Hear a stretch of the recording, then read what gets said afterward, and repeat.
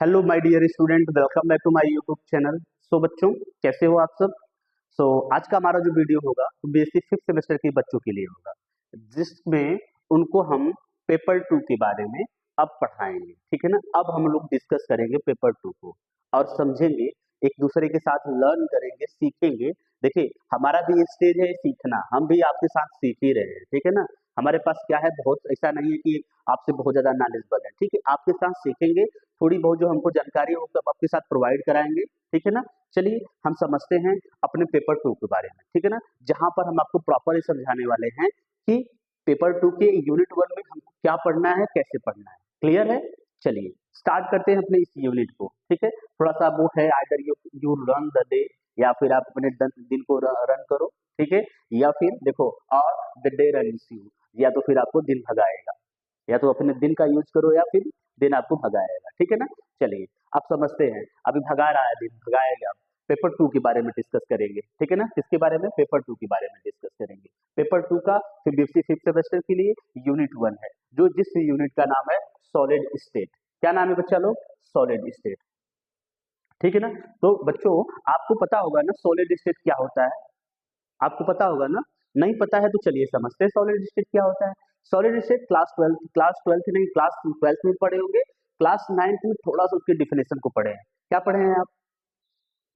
जब आपसे पूछा गया बच्चा ये बताओ पदार्थ की कितनी अवस्थाएं होती हैं, आप कोई बच्चा उसमें से खड़ा हुआ है, बहुत जोर से, बहुत ऐसे जैसे नहीं दिल उठाता है, ऐसे जोर से खड़ा होता है, बोलता है हाँ सर, हाँ सर, सर पता है कितना होती है। कोई पूछे कितना होती है, आप बोलोगे तो जो पदार्थ की तीन अवस्थाएं होती हैं। बेसिकली उस समय जो क्लास नाइन्थ में थे तो आप बोलोगे पदार्थ की कितनी अवस्थाएं होती हैं, तीन। कौन कौन सी, ठोस, द्रव, गैस। अच्छा, किसी किसी ने पूछा कि सर आप उसको ठोस द्रव गैस कैसे बोल रहे हो। ठीक है ना। तो उसमें से एक बच्चा रिप्लाई कर रहा है कि ठोस जो होता है ना सर, उसके जो मॉलिक्यूल्स होते हैं ना सर, उसके जो एटम्स होते हैं ना, वो बहुत पास पास होते हैं, क्लोजली पैक्ड होते हैं एक दूसरे के साथ। फिर उसके बाद एक लड़का बोला कि सर तब लिक्विड में थोड़ा दूर दूर होंगे। फिर एक बच्चा बोला सर गैस में तो बहुत दूर दूर होंगे। ठीक है ना। तो वो जो मॉलिक्यूल्स का अरेंजमेंट होता है, मॉलिक्यूल्स में एटम का जो अरेंजमेंट होता है, उसके हिसाब से हम सब्सटेंस को, पदार्थ को, सब्सटेंस को डिवाइड किए हैं। ठीक है ना। If inter space are minimum, inter space are minimum or nothing, कुछ भी ना हो, तो उस सब्सटेंस को आप कहेंगे, क्या कहेंगे, सॉलिड कहेंगे। अगर inter space comparison to solid थोड़ा सा ज्यादा होगा तो आप उसे बोलोगे लिक्विड है। इंटर स्पेस इज मैक्सिमम, है ना। इंटर स्पेस क्या होगा, मैक्सिमम होगा, ज्यादा होगा, तो आप क्या बोलोगे, उसे गैस बोलोगे। तो हम जो एटम्स का स्पेस है, इंटर स्पेसियल, वो क्या बोलते हैं, इंटर स्पेस है दोनों के बीच में, जो एटम्स का अरेंजमेंट है, उस अरेंजमेंट के हिसाब से सब्सटेंस को हम कितने कितने भागों में बांटेंगे, जनरली बोले हैं तीन भाग में। ठीक है ना। तो उसी भाग का एक वाला हमको पढ़ना है, थोड़ा सा उसके बारे में अच्छे से पढ़ना है। ठीक है ना। तो क्या नाम है उसका, सॉलिड स्टेट। बता सकते हो सॉलिड स्टेट क्या होती है ना, बता सकते हो ना। जिसमें क्या होता है, देखो सॉलिड स्टेट के जो स्ट्रक्चर हैं कुछ ऐसे हैं, इसके जो मॉलिक्यूल्स है ना वो क्लोजली पैक्ड है, एक दूसरे के साथ अच्छे से जकड़े हुए हैं ना, देखो कितना अच्छा से जकड़े हुए हैं, जिसकी की वजह से आप सॉलिड सॉलिड कह सकते हो, सॉलिड का यूज कर सकते हो, this is a solid. Okay, सब कुछ सॉलिड है सिवाय हम लोगों के लिए। ठीक है ना। गाना गा दिए हम तो, चलो गाना तुम भी गाओ। ये क्या है, सॉलिड स्टेट है। ठीक है ना। सॉलिड स्टेट किसका है, जिसमें ये दिखाया जा रहा है जो इसके एटम्स है ना, ये मॉलिक्यूल्स है, इसके जो एटम्स है वो क्लोजली पैक हैं एक दूसरे के साथ। ठीक है। ओके, चलते हैं समझते हैं। और एक अच्छी सी बात यहाँ भी समझ लेते हैं कि हम कैसे डिस्टिंग्विश करेंगे बिटवीन सॉलिड, लिक्विड, गैस। ठीक है ना। तो सॉलिड, लिक्विड, गैस को हम कैसे अलग करेंगे, ये चीज समझना है। थोड़ा सा आप इस पे कॉन्सेप्ट क्लियर करिए, कैसे क्या बताया गया है।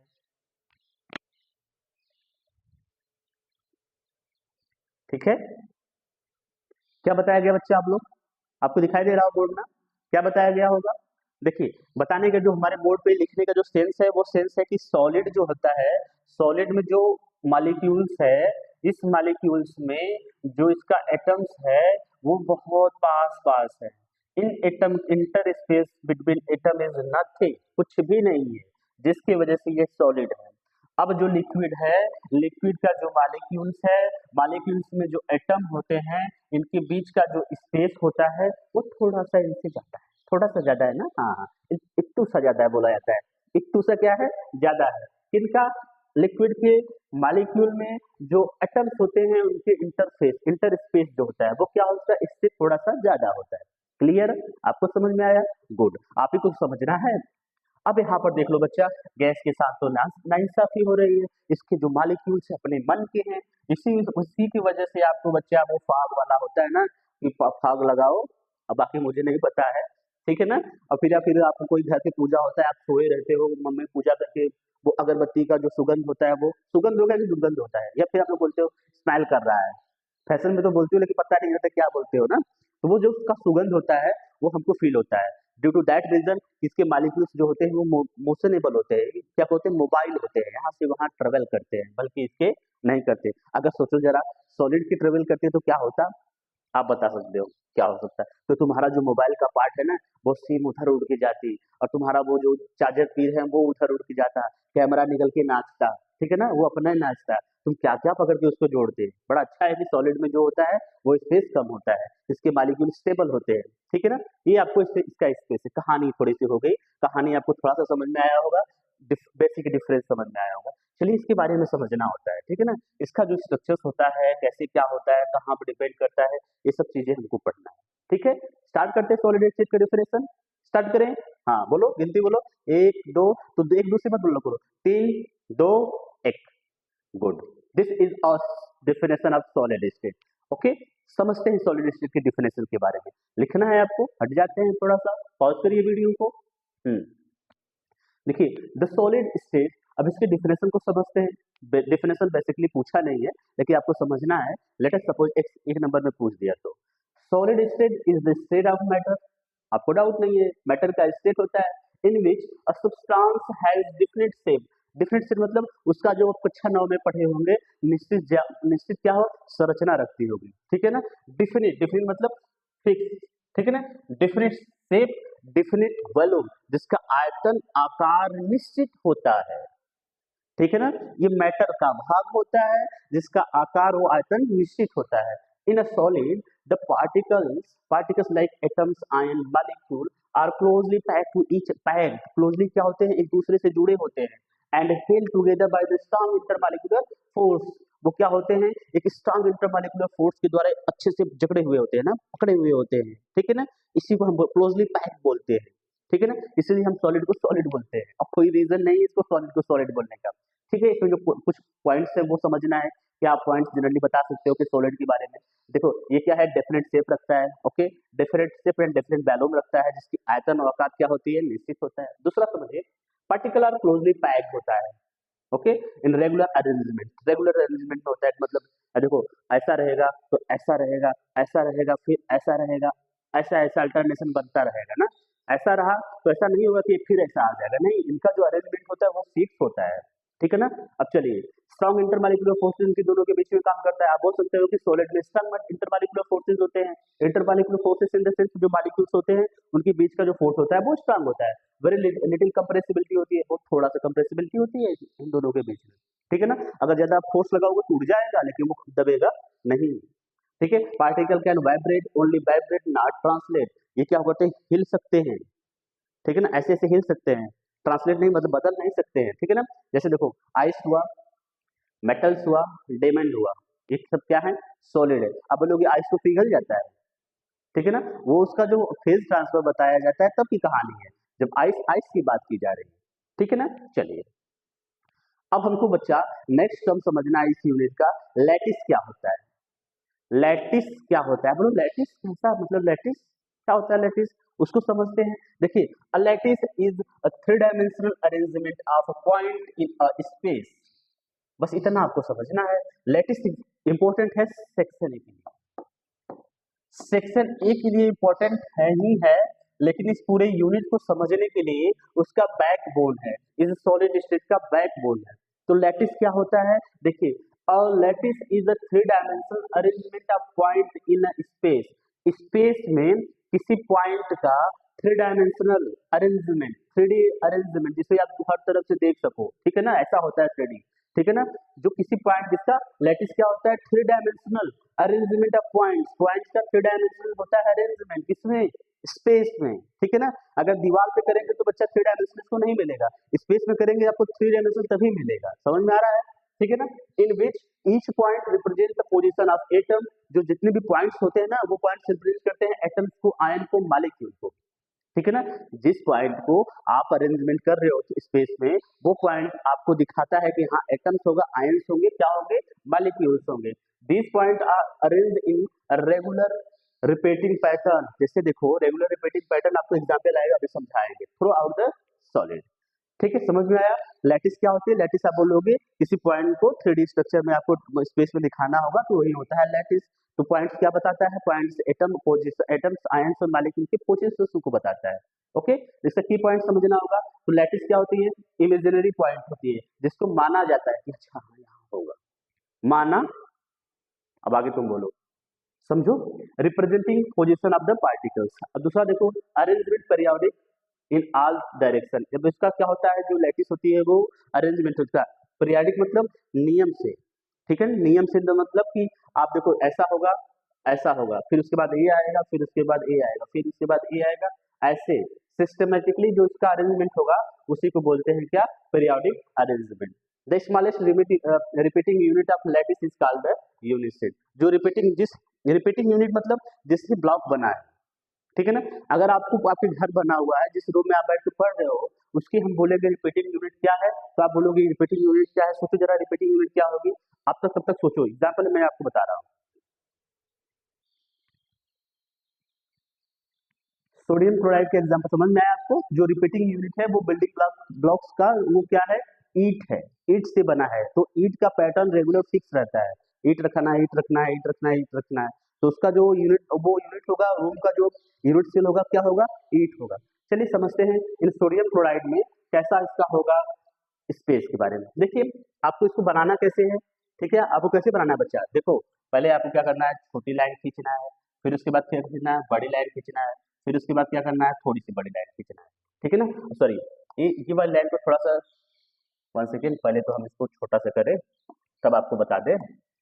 देखिए यहाँ पर देख लीजिए, ये देखिए बच्चा, पहले छोटी लाइन क्या करना है, आपको ड्रॉ करना है। छोटी लाइन आप ड्रा करेंगे, इसको पूरा लेकर जाएंगे। ठीक है ना। फिर बीच वाली लाइन को थोड़ा सा आगे से लेके जाएंगे, इसे थोड़ा सा पीछे रुक देंगे, फिर उसके बाद इसको थोड़ा सा आगे से स्टार्ट करेंगे और इसको थोड़ा सा पीछे रुक देंगे। सेम पैटर्न से यहाँ भी बनाएंगे। सेम पैटर्न मतलब इसके वो इंची ले लीजिएगा, स्केल ले लीजिएगा, यहाँ पे देखिएगा, इसको ऐसे पैटर्न करना है, दूसरे वाले को इसके साथ मेजर करना है, तीसरे वाले को इसके साथ मेजर करना है, फिर तीनों को अच्छे से जोड़ देना है। ठीक है ना। जब तीनों को आप जोड़ देंगे तो कुछ इस तरह का पैटर्न रेडी होगा। पैटर्न रेडी हुआ ना, तो देखिए जरा, हमको बताना क्या है, वो लैटिस है। ये देखो क्रिस्टल स्ट्रक्चर है, देखिए इसके बाद ए, इसके बाद ए, इनका देखो जो स्ट्रक्चर ये है, फिर उसके बाद 1 सेकेंड, हाँ अब देखिए सेम स्ट्रक्चर ये भी है, सेम स्ट्रक्चर ये भी है, सेम स्ट्रक्चर ये भी है। तो इनका जो अरेंजमेंट है ना वो सिस्टमेटिकली होता है। ठीक है ना। इनका जो अरेंजमेंट होता है वो सिस्टमेटिकली हो रहा है। वो बोल रहे हैं कि आप इस मॉलिक्यूल को देखिए, इस मॉलिक्यूल स्पेस में 3 डायमेंशनल हमको क्या करना है, इसका अरेंजमेंट किए हैं। ठीक है ना। इसका अरेंजमेंट किए हैं, तो ये पूरा जो स्ट्रक्चर बना हुआ है वो स्ट्रक्चर है लैटिस का। किसका स्ट्रक्चर है? लैटिस। ठीक है।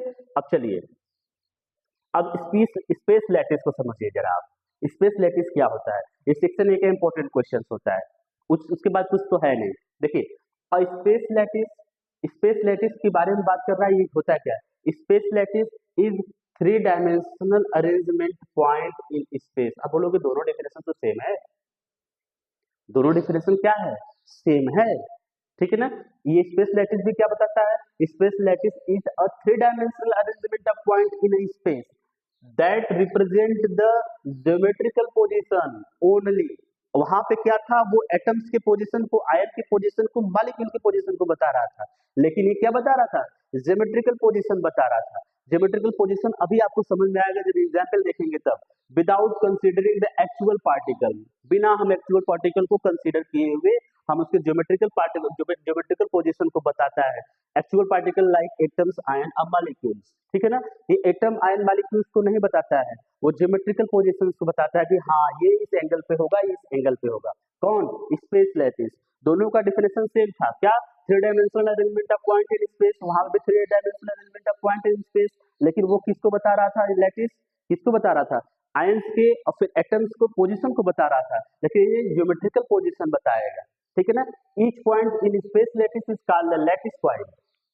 ओके, जो जितने भी पॉइंट होते हैं स्पेस, वो लैटिस में, स्पेस लैटिस में, उसे आप लैटिस पॉइंट कहते हैं। ठीक है ना। एंड द पैटर्न्स रिपीट, जो पैटर्न्स बार बार रिपीट हो रही है periodically in the all the 3 dimensional, जो वो देखो पीरियडिकली मतलब वो सिस्टमेटिकली, ठीक है ना, in all three dimensional directions में, जो सभी डायरेक्शंस में जो अरेंजमेंट हो रहा है उसे आप लैटिस पॉइंट कहेंगे। चलिए इसके बारे में समझते हैं कि क्या होता है ये। देखिए ये प्योरली ज्योमेट्रिकल कॉन्सेप्ट होता है, वो क्या था, हाइपोथेटिकल कॉन्सेप्ट था। ओके, देखिए lattice point are imaginary, do not represent real particles directly, use to direct describe the crystal structure and symmetry. अब इस स्पेस लैटिस का हमको यूज करके हम क्रिस्टल के स्ट्रक्चर को और उसके सिमेट्री को बता सकते हैं। अब जो उसमें सबसे छोटा small part, small repeating unit होगा, ठीक है ना, smallest repeating unit of space lattice is called the unit cell. अब आपको समझ में आ रहा है यूनिट सेल कितना इंपॉर्टेंट है। सेक्शन ए में क्वेश्चन इससे आना ही आना है, ठीक है। अब समझते हैं स्पेस लैटिस, समझ में आया आपको, ये भी थ्री डायमेंशनल अरेंजमेंट होता है किसी पॉइंट का, किसमें, स्पेस का, लेकिन क्या होता है, that represent the geometrical position only without considering the actual atoms, ठीक है ना, ये किसको पोजीशन किसको बताता है, ज्योमेट्रिकल पोजीशन को। क्लियर, चलिए एग्जांपल होता है उसका simple cubic, body centred cubic, BCC जिसे बोलते हैं, आप क्लास 12 में पढ़े होंगे, एफसीसी जिसे बोलते हैं, जैसे आप क्या बोलते हैं, बीसीसी बॉडी सेंटर्ड मतलब उसके सेंटर में एक एटम होंगे, और एफसीसी मतलब हर फेस में एक एक एटम्स होंगे, कॉर्नर पे एटम तो होंगे होंगे लेकिन हर फेस पर होंगे। अभी समझ में आएगा एग्जाम्पल में आपको। देखिए बच्चा ये एग्जाम्पल है, थोड़ा सा हटते हैं, आप साइड ले देखिए अच्छे से।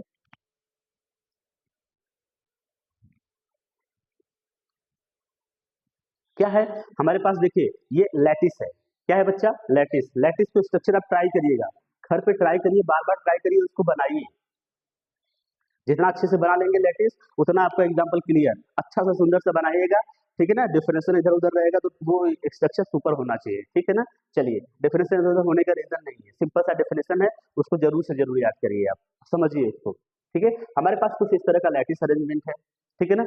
इस लैटिस अरेंजमेंट में अब इसे बोलते हैं स्पेस लैटिस, पूरे को क्या बोलते हैं, स्पेस लैटिस। और जो यूनिट बार बार रिपीट हो रही है, ये यूनिट रिपीट हो रही है, ये यूनिट यहाँ पर रिपीट, यहाँ पर रिपीट हुई, यहाँ पर रिपीट हुई, यहाँ पर रिपीट और यहाँ पर रिपीट, हर जगह यही यूनिट छोटा छोटा बॉक्स रिपीट होगा, ठीक है ना। तो ये बोल रहे हैं जो रिपीटिंग स्मॉलेस्ट रिपीटिंग यूनिट है उसे बोलेंगे यूनिट सेल। क्या बोलेंगे, यूनिट सेल। इसको बोलेंगे क्रिस्टल लैटिस। ये क्रिस्टल किसी कंपाउंड का क्या है, उसका लैटिस, क्रिस्टल लैटिस है, ठीक है ना। लैटिस क्या होता है आपको बताया गया, समझाया गया। स्पेस लैटिस यही है, आप स्ट्रक्चर बनाइएगा, बनाने के बाद छोटे से ब्लॉक को आप निकाल के बताइएगा, छोटा ब्लॉक आप बना लेंगे ना, आपको बनाने आता है ना, देखो ऐसे करके ये छोटा ब्लॉक आप बनाइएगा, ठीक है ना। छोटा ब्लॉक बना के आप दिखा दीजिएगा क्या है, this is a unit cell, ठीक है ना। बार बार यूनिट सेल आ रहा है तो आप बोलोगे यूनिट सेल का डिफिनेशन क्या होता है, ये क्रिस्टल स्ट्रक्चर है, इसमें आप बनाइएगा, बनाने के बाद आप दिखा दीजिएगा। देखिए ये जो पॉइंट्स है वो पॉइंट्स बता रहे हैं, ज्योमेट्रिकल पोजीशंस को बता रहे हैं, ठीक है ना। ये पॉइंट्स है ना, इस पॉइंट को आप वो जो थ्री उस स्पेस में आप इसका अरेंजमेंट किए हो वही तो बता रहे हो, क्या है, स्पेस लैटिस और लैटिस। चलिए यूनिट सेल को समझते हैं, क्या होता है यूनिट सेल, क्या होता है यूनिट सेल, इसको समझते हैं, अच्छे से समझेंगे। देखिए कुछ सीरियस टॉपिक है ये सब चीजें, ठीक है ना, इसको आपको अच्छे से समझना है, ठीक है। चलिए यूनिट सेल क्या है, a unit cell is a smallest repeating structural unit, ठीक है ना। किसी भी स्ट्रक्चर का छोटा सा जो बार बार रिपीट होने वाली पार्ट है उसे हम क्या कहेंगे, उसे हम कहेंगे smallest repeating unit is called the unit cell. क्या कहेंगे बच्चा लोग, यूनिट सेल कहेंगे। जो पूरे पार्ट का बार बार रिपीट हो रहा है उस पार्ट को हम बोलेंगे यूनिट सेल। चलिए देखते हैं, आप crystal lattice that when that, देखिए a unit cell is a smallest repeating structural unit of a crystal lattice that were repeated in all 3D dimensions produce the entire crystal structure। जो करता है वो पूरे जो क्रिस्टल है उसके structure को डेवलप करता है, कौन, यूनिट सेल, ठीक है ना। ये छोटा सा पार्ट होता है जो बार बार रिपीट होकर वो पूरे वो क्रिस्टल का स्ट्रक्चर डेवलप करता है, इसीलिए हम कहेंगे इसे यूनिट सेल। सिंपल डेफिनेशन और देखना होगा, unit cell is the smallest repeating unit of a crystal, किसी क्रिस्टल का स्मॉलेस्ट छोटा रिपीटिंग यूनिट होता है, clear, that show the arrangement of atoms ions molecule in a crystals. ये यूनिट सेल है जो एटम्स मॉलिक्यूल्स आयंस को crystal में दिखाता है। क्या होता है, स्मॉलेस्ट यूनिट पार्ट होता है, छोटा सा भाग होता है, देखो ना ये छोटा सा भाग होता है जो एटम्स आयन को दिखा रहा है कि हाँ इसी कारण पे एटम्स आयन है, और ये बार बार रिपीट हो क्या बना रहा है, एक क्रिस्टल का लैटिस बना रहा है, ठीक है ना, क्रिस्टल का स्ट्रक्चर बना रहा है। इसके जो जो की पॉइंट्स या जो समझने की बात है वो क्या है, it's so much symmetry and asymmetry and arrangement of atoms ion molecules in a crystal. किसी क्रिस्टल में एटम्स आयन मॉलिक्यूल के अरेंजमेंट और सिमेट्री को बताता है कौन, यूनिट सेल बताता है, ठीक है ना। अब इसको जो सिंपल होता है, जो सिंपल क्यूबिक को बॉडी सेंटर्ड क्यूबिक और फेस सेंटर्ड क्यूबिक, ये बार बार आएगा, हम आपको समझाएंगे, ठीक है। चलिए, कुछ पैरामीटर एज लेंथ होता है कि जो इनका देखो डायरेक्शन, वो यहाँ का ए, यहाँ का सॉरी यहाँ का बी, यहाँ का क्या है सी, ऐसे ही ना बॉक्स बना हुआ है। अब देखिए बॉक्स जैसे बना है, जैसे आपको दिखा देते हैं, एक सेकेंड, दिया गया एग्जाम्पल, हाँ एग्जाम्पल तो है, ठीक है ठीक है ठीक है। अब देखो हमारे पास ये स्पेस लैटिस है, बार बार क्रिस्टल लैटिस को हम दिखा रहे हैं। इसमें जो छोटा सा पार्ट है, ये वाला पार्ट देखिए, ये वाला पार्ट देखिए, ये बार बार रिपीट होगा, बार बार रिपीट होगा, तो हमारा क्या बनाएगा, क्रिस्टल लैटिस बनाएगा। जब क्रिस्टल लैटिस बनाएगा बच्चा लोग, तो आपको समझना चाहिए कि ये छोटा सा जो पार्ट है बार बार रिपीट हो रहा है, इसे रिपीटिंग यूनिट बोलेंगे और इसी को बोलेंगे यूनिट सेल। अब इसमें यूनिट सेल में जो होता है, ये देखो इसका जो लेंथ होता है वो ए माना गया है, इसका क्या माना गया सी, इसका माना गया बी, और इनके बीच का जो लेंथ वो बॉन्ड एंगल है वो बीटा है, इनके जो बीच का बॉन्ड एंगल है वो क्या है, गामा है, इनके जो बीच का बॉन्ड एंगल है वो क्या है, अल्फा है। ऐसा स्ट्रक्चर बनाएगा, this is a unit cell. यही स्ट्रक्चर आपको ड्रा करना है यूनिट सेल में, जिसमें बॉन्ड एंगल आपको बताना होगा, ठीक है ना। आप बनाइए इसको। चलिए, थोड़ा सा बार बार ये आ रहा है तो इसलिए हम सोचे कि इसको थोड़ा सा पहले समझा देते हैं, उसके बाद अब आगे चलते हैं कि समझाएंगे बाद में जब इसका डिफिनेशन आएगा। सिंपल क्यूबिक में क्या होता है, ऐसे सिंपल क्यूबिक में होते हैं जितने भी एटम्स आयन मॉलिक्यूल्स होते हैं वो कार्नर पे होते प्रेजेंट होते हैं, ठीक है ना, ये कार्नर पे प्रेजेंट है, ओके। ये किस में हो गया, सिंपल क्यूबिक में हो गया। अगर हम बॉडी सेंटर क्यूबिक का पढ़ें, बॉडी सेंटर पे क्यूबिक में हमें देखते हैं कार्नर पे सबसे पहले एटम होते हैं, हाँ जी कार्नर पे एटम होते हैं, सभी एटम्स क्या होते हैं, कार्नर पे होते हैं, लेकिन एक एटम जो होता है वो कहाँ होता है, सेंटर में होता है, इस सिस्टम के सेंटर में होता है। अब चलते हैं फेस सेंटर का, देखिए फेस सेंटर में कार्नर पे एटम होते हैं, हाँ कार्नर पे एटम होते हैं, हो गए सब अच्छा सब लोग। अब देखिए, अब हर फेस पे एक एक एटम रहेंगे, फेस इन द सेंस, जैसे आप देखो ये है ना, अब इस पे एक एटम रहेंगे बाहर, यहाँ एक एटम रहेंगे, यहाँ एक एटम रहेंगे, यहाँ एक एटम, तीन एटम हो गए, यहाँ एक एटम होंगे, चार एटम हो गए, देखिए एक एटम, दो एटम, तीन एटम, चार एटम, ठीक हो गया। अब देखिए एक बॉक्स के बाहर इसे ऐसा कोई बॉक्स है, ऐसा देखिए ऐसा कोई बॉक्स है ना बच्चा,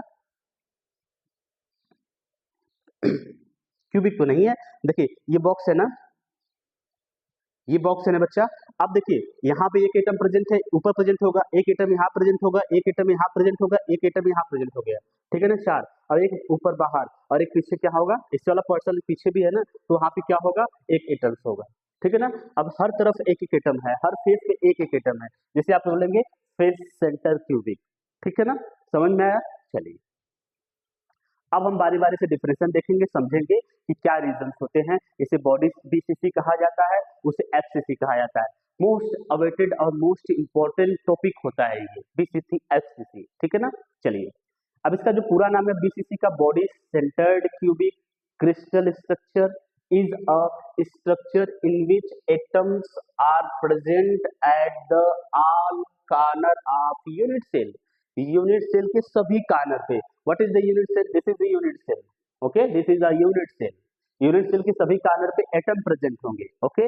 अब देखिए and there is one atom, कौन सा एटम, एक एटम कहाँ पर प्रेजेंट होगा, सेंटर क्यूब में।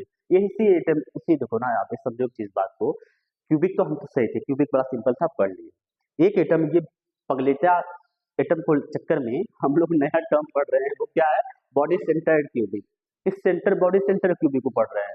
अगर ये अपने मन का नहीं होता तो हमारा सिंपल क्यूबिक काम हो जाता ना, लेकिन ये है वैसा, ये डिस्टर्ब किया है हम लोगों को। तो बॉडी सेंटर क्यूबिक क्या हो गया बच्चा, ये क्या हो गया, एक क्रिस्टल स्ट्रक्चर होता है। अब जिसमें क्या होता है, जिसमें होता है कि एटम्स और एटम्स मॉलिक्यूल जो भी होते हैं वो प्रेजेंट होते हैं कहाँ, सभी कार्नर पे, किसके कार्नर पे, यूनिट सेल की कार्नर पे। और लेकिन एक एटम कहाँ प्रेजेंट होता है, मिड पर, centre of the cube, cube के सेंटर पे, ठीक है, समझ में आया, गुड। अब देखिए बीसीसी है, जो बीसीसी है लोअर एटॉमिक पैकिंग फैक्टर, ठीक है ना। ये क्या होता है, एक फैक्टर्स होता है जिसको आपको समझना है, डीपली आपके सिलेबस में नहीं है, तो सिंपल सा हम आपको बता देना चाहते हैं, इसका लोअर एटॉमिक पैकिंग फैक्टर्स होता है, ठीक है ना, compare to FCC. FCC compare में इसको एटॉमिक जो एटम्स होते हैं वो एटम्स का पैकिंग जो होता है वो लोअर होता है, ऐसा समझिए, ठीक है ना। Meaning atom are not packed tightly, समझ में आया। जो इसका जो मतलब है वो क्या है कि जो एटम्स होंगे ना वो टाइटली अच्छे से बंधे हुए नहीं रहेंगे, थोड़ा सा फ्री होंगे कंपेरिजन टू एफसीसी। ठीक, आप ऐसा बोल सकते हो BCCs molecules meaning that atom are not packed tightly. Clear? अब चलिए, क्लियर इन द सेंस कि आपको अब थोड़ा सा सिंपल वर्ड में समझना है। There is one atom at each 8 corner, सभी 8 कार्नर पर एक एटम होंगे, है यार नीचे दिखाएंगे। And there is one atom at the right in the centre of the cube, एकदम राइट मतलब एकदम सीधे में सेंटर के बीच में सेंटर में एक एटम होगा। ठीक है ना? This is why it is called body centre cubic. ठीक है ना? जिसकी वजह से बॉडी सेंटर ऑफ क्यूब, एक इलेक्ट्रॉन सेंटर में प्रेजेंट होगा, एक एटम प्रेजेंट होगा कहाँ पे? क्यूब के सेंटर में।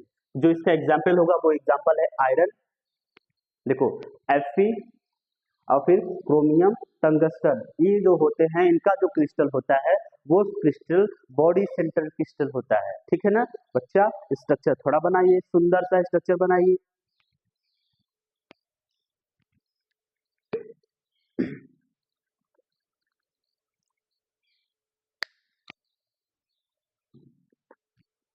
ठीक है, जैसा मैंने सेंटर बनाया है वो जैसा स्ट्रक्चर बनाया है, आप प्रॉपर स्ट्रक्चर अच्छा सा सुंदर सा बनाइएगा। बॉडी सेंटर क्या होता है? जो यूनिट सेल होती है, यूनिट सेल के हर कार्नर पे एक एक एटम रहता है और सेंटर में एक एटम होता है, जिसे आप बॉडी सेंटर कहते हैं। ठीक है ना? चलिए एफसीसी को समझते हैं, face centred, face centred cubic. अच्छा आपसे पूछे बच्चा, फेस सेंटर क्यूबिक में पैकिंग ऑफ एटम्स क्या होगा?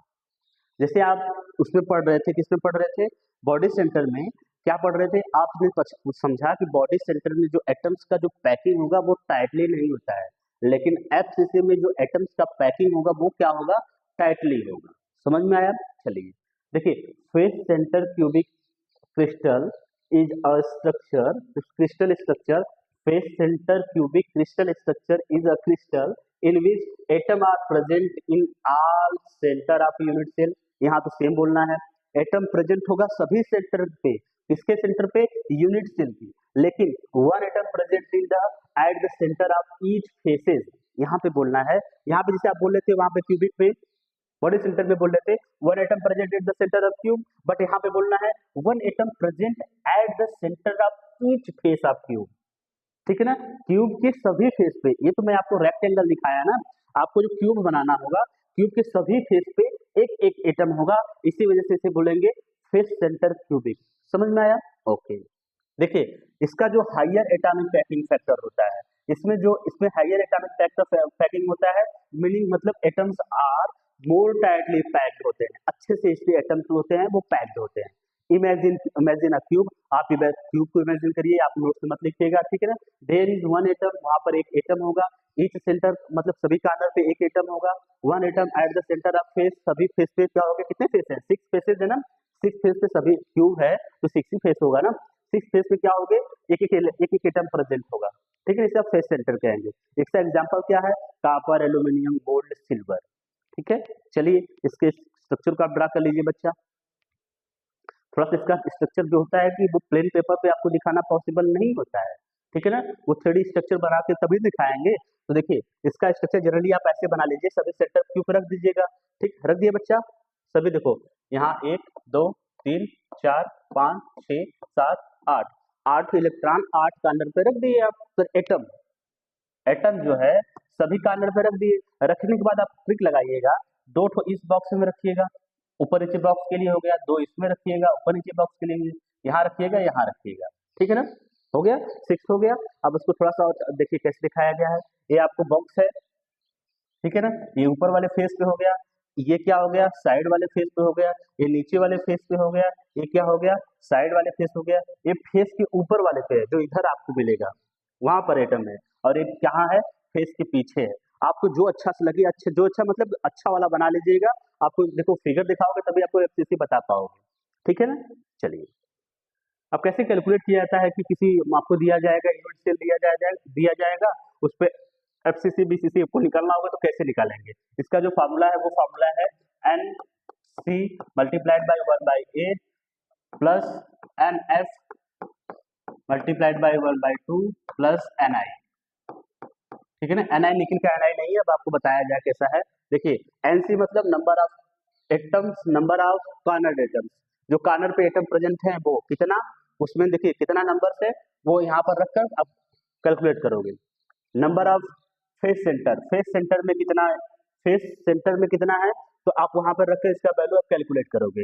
या नहीं मतलब number of inside body centre atom, ठीक है ना, बॉडी सेंटर एटम कितना है उसको आपको कैलकुलेट करना है। चलिए हम निकालेंगे पहले सिंपल क्यूबिक में। सिंपल क्यूबिक में क्या होता है, सभी सेंटर सभी कार्नर पे एक एक इलेक्ट्रॉन होते हैं, जिसकी वजह से इसमें क्या होते हैं, एक एटम्स होते हैं। क्योंकि देखो सिंपल क्यूबिक में आपको सेंटर में कोई एटम नहीं होता है। देखो जरा इसमें,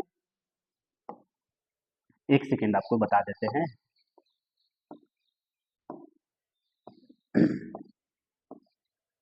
इसमें जितने भी एटम्स होते हैं वो कहाँ प्रेजेंट होते हैं, आप बोलोगे कार्नर पे प्रेजेंट होते हैं, कहीं बीच में प्रेजेंट है। एनसी की जगह, एनसी मतलब नंबर ऑफ कार्नर एटम्स, एक तो यहाँ पे कार्नर प्रेजेंट है, कितना प्रेजेंट है, आप बोलोगे 8 प्रेजेंट है। तो जब यहाँ पे वैल्यू रखोगे N is equal to NC मतलब 8 मल्टीप्लाइड बाई 1/8। अब देखिए एन एफ फेस सेंटर पे एक भी एटम है, आप बोलोगे फेस सेंटर पे तो नहीं है। और फिर उसके बाद एन आई बॉडी सेंटर पे कोई है, आप बोलोगे नहीं है, तो इसको कट करोगे तो वैल्यू आएगी 1। तो आप बताओगे क्या बच्चा कि सिंपल क्यूबिक में जो एटम की संख्या होगी वो कितना होगी, कितना होगी, 1 होगी, ठीक है ना। अब देखो बीसीसी में आपको पता है कि सेंटर में एक एटम्स होता है। चलिए 8 कार्नर पे होते हैं, सभी कार्नर पे क्या होगा, देखो बच्चा कहाँ गया, वो छोड़ो जाने दो। तो आपको पता है ना, थोड़ा विजुलाइज करिएगा, विजुलाइज करिए कि सभी कार्नर पे क्या होते हैं, यूनिट सेल के सभी कार्नर पे 8 इलेक्ट्रॉन होते हैं। 8 मल्टीप्लाइड बाई 1/8 प्लस, अब देखो एफ पे तो इलेक्ट्रॉन तो है नहीं, फेस पे इलेक्ट्रॉन तो है नहीं, सेंटर में है, तो सेंटर के लिए क्या करेंगे, डायरेक्ट एटम की संख्या जोड़ देंगे। जैसे यहाँ पर 1 हो गया, कट के आ जाएगा 1 प्लस 1, कितना हो जाएगा, टोटल ये जो एटम्स होंगे वो बॉडी सेंटर में वो कितना हो जाएंगे, 1 हो जाएंगे। 1 क्यों मैंने रखा, क्यों रखा, क्योंकि देखो जो एन आई है वो एन आई बता रहा है कि बॉडी सेंटर में कितना इलेक्ट्रॉन है, तो अब कितना एटम्स हैं, तो आप बोलोगे बॉडी सेंटर में, इसमें बॉडी सेंटर वाले में, हाँ बॉडी सेंटर में कितने हैं, एक एटम है, ठीक है ना। जिसकी वजह से आप क्या करिएगा, इसको कैलकुलेट किए तो 1 आया। अब फेस सेंटर के लिए फॉर्मूला लगाइए, फॉर्मूला क्या है, N C plus sorry multiplied by 1/8 plus N F multiplied by 1/2, यही है था ना, एक सेकेंड, हाँ 1/2 प्लस एन आई, ठीक है ना, इसके लिए निकालना है। तो फेस सेंटर के सभी कार्नर पे कितना होते हैं, आप बोलोगे 8 होते हैं, मल्टीप्लाई करोगे, ठीक है। फिर उसके बाद एन एफ फेस सेंटर पे कितने इलेक्ट्रॉन होते हैं, तो आप बोलोगे 6, सभी फेस में कितने इलेक्ट्रॉन होते हैं, 6 होते हैं। अब उसके बाद एन आई मतलब कि सेंटर में कितने होते हैं, आप बताओ सेंटर में कितने होते हैं। चलिए इसको कैलकुलेट करते हैं। कैलकुलेट करने के बाद देखिए हमारे पास सेंटर नहीं, सभी फेस पे कैलकुलेट कर दिया गया है, तो 6 हो गया है। दो का गुणा करो, आप 3 आएगा यहाँ पे कितना आएगा, कट के आएगा 1 प्लस 3 इज इक्वल टू कितना आएगा 4। तो आप बीसीसी एफसीसी में कितना एटम्स हैं उसको आप काउंट कर सकते हो इस फार्मूला से, ठीक है ना। अब हमारा जो टर्म्स है वो टर्म्स स्टार्ट होने वाला है, वो है लॉ ऑफ क्रिस्टलियोग्राफी, ठीक है ना। इसका थोड़ा सा आप नोट्स बनाइए, समझिए।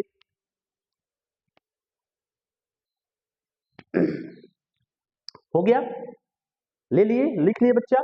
अब समझते हैं what is the law of crystallography. Crystallography हमको ये बताता है, क्या बताता है, what is the meaning of crystallography. तो क्रिस्टलोग्राफी हमको समझाता है कि आप किसी क्रिस्टल के स्ट्रक्चर को कैसे पढ़ेंगे, आप किसी क्रिस्टल के स्ट्रक्चर को कैसे समझेंगे, इसको बताया जाता है, ठीक है ना। चलिए हम इसको अच्छे से समझते हैं, कब समझते हैं, नेक्स्ट वीडियो में, ठीक है ना। Thank you so much.